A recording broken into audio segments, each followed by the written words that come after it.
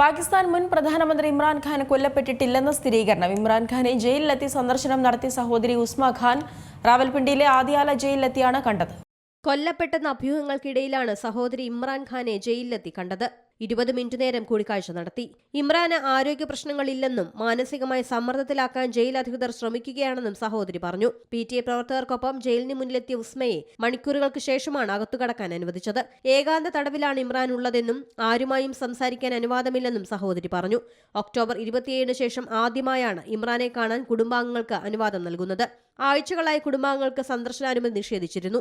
തുടർന്നാണ് ഇമ്രാൻ മരിച്ചെന്ന അഭ്യൂഹം ഉയർന്നത്. പ്രതിഷേധത്തിനിടെ റാവൽപിണ്ടിയിൽ സർക്കാർ കർഫ്യൂ ഏർപ്പെടുത്തിയിട്ടുണ്ട്. പൊതുചടങ്ങുകളും റാലികളും കൂടിച്ചേരലുകളും നിരോധിച്ചിട്ടുണ്ട്. ഇമ്രാൻഖാന്റെ പാർട്ടിയായ പാകിസ്ഥാൻ തെഹ്രീക്കെ ഇൻസാഫ് പാർട്ടിയുടെ പ്രതിഷേധം കണക്കിലെടുത്താണ് നടപടി. ഇമ്രാൻഖാനെ ജയിലിൽ കാണാൻ അനുവദിക്കണമെന്നും ആരോഗ്യാവസ്ഥ വെളിപ്പെടുത്തണമെന്നും പാർട്ടി ആവശ്യപ്പെട്ടിരുന്നു. ഇമ്രാൻ ദുരൂഹ സാഹചര്യത്തിൽ കൊല്ലപ്പെട്ടെന്നും മൃതദേഹം മാറ്റിയെന്നും ചില സമൂഹ മാധ്യമങ്ങളിൽ വാർത്ത വന്നതിന് പിന്നാലെ പാകിസ്ഥാനിൽ വലിയ പ്രതിഷേധമാണ്. International desk Zee Malayalam news.